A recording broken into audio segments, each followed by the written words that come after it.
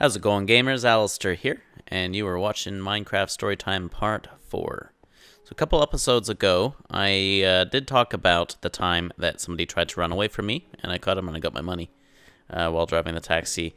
And I did mention that maybe I was going to talk about a little story, something that happened to a friend of mine, and an example of what not to do, how not to go about getting your money if somebody tries to run away from you. So this is advice to all you prospective taxi drivers out there.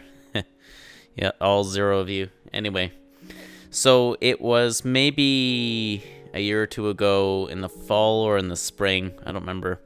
And a buddy of mine, he drives a van taxi. So in Ottawa, the van taxis, they call them accessibles because they are customized with the back row of seats taken out and the trunk is converted into a ramp, so people who are in wheelchairs, they can get in.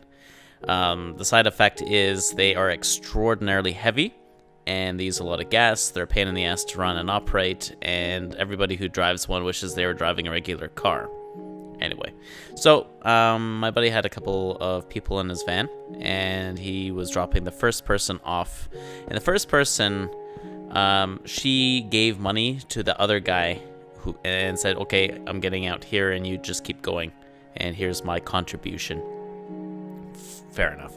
So he's driving the other guy. The other guy wanted to go to this intersection called Prince of Wales and Meadowlands, which is just a student ghetto. There's a McDonald's, convenience store. It's kind of like a plaza with a bunch of apartment buildings kind of around it. Fair enough. You know, that's kind of standard. So he's pulling into this plaza, and he sort of like senses, as well as sort of sees it out of the corner of his eye through the mirror, the guy is like fiddling with something in the back. And this is what you call the telltale sign. Something's up, right? And no sooner had he stopped the van from moving forward, the door was open and the guy was gone. He was running out. And I guess in hindsight, he's like, oh, the guy was like manually unlocking the door, because you know when you put a car in to drive from park, all the locks go down kind of automatically. He was rectifying that situation. Anyways, so my buddy, he parks his van, he books it, he starts chasing this guy down the street, and this guy's pretty fast. And now I don't remember if this is like me embellishing the story, but I'm pretty sure somewhere somebody did say that the guy uttered "catch me if you can," which is kind of a dick thing to say. Anyway, so my buddy's chasing him and he's gaining on the guy. And he is maybe a few hundred yards out when he realizes that his van is unattended, the keys in the ignition, his money is there, his wallet, his laptop, everything's in the van, and he is continuing to get further and further from it. And he's like, there's a bunch of unsavory characters standing around in the plaza where his van is left unattended, with the door chime, you know, the ding ding ding sound that you get when you have the keys in the ignition but your door is open. Not a good way to leave a vehicle. So he goes back to his van. He's like, oh fucking god damn it. And he really wants to catch this guy because he owes him 25 bucks. So he gets back to his vehicle and he's like, you know what? I'm not giving up this easily. No way in hell am I going to let this guy get away. So he gets in his van, he turns it on, and he tears down the street in the same direction that the guy was running. So after, I mean, you're driving, right? So it's not very far.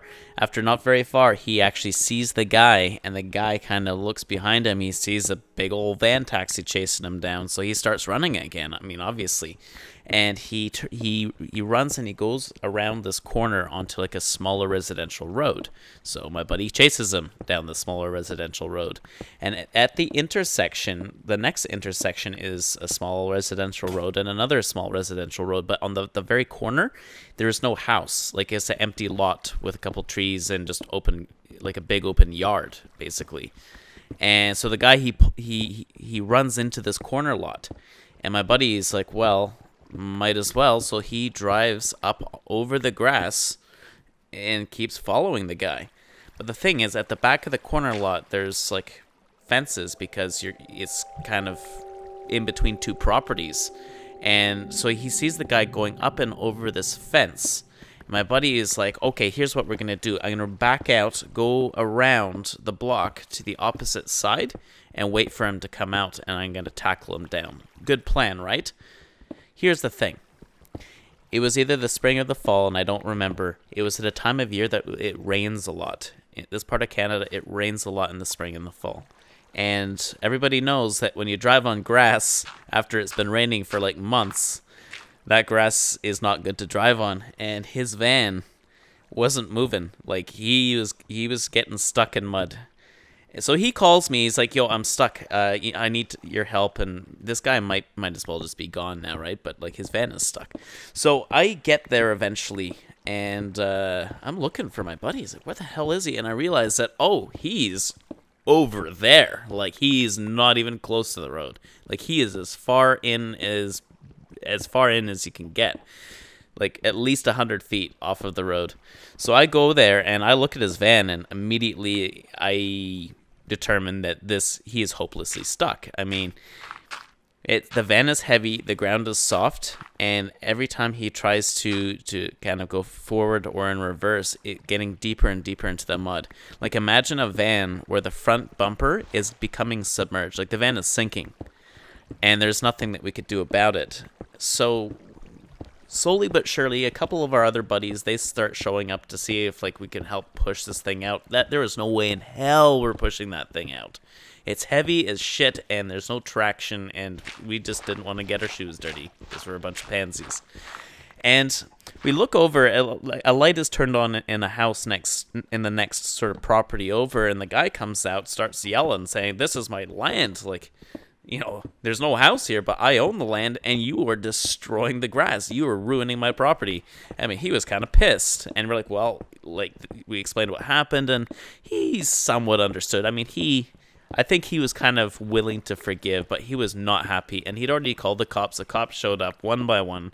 2 or 3 cars showed up, and sure enough, one by one, as the cops showed up, you could see, like, where they were looking around, like, where's this van that I've heard about? And then they see us. And sort of the cops are like, well, how the hell did this happen? Like, this is weird. And we're like, yep, it happened. And so eventually there's 3 or 4 taxi drivers, 3 or 4 cops, and the old man, and everybody was just kind of standing and marveling at the situation. And well, this guy, he got away with it. He ran away and ended up having to call a tow truck to do a winch, and the winch cost about $60. So the winch is $60, and the fare was $25, so you could do 2 fares with a reasonable tip equals 1 winch. So the moral of the story is, don't go chasing people on grass with a vehicle, because you're going to get stuck in mud. And that is a very important lesson, because that will save you one day. Because this is going to happen to you one day. You're going to be chasing somebody with a van. They're going to cut through a corner, which is grass, and you're going to get stuck. So, thanks a lot for watching, guys. My name is Alasdair. You've been watching me do the Minecraft Storytime Part 4. Tune in next time for more great stories.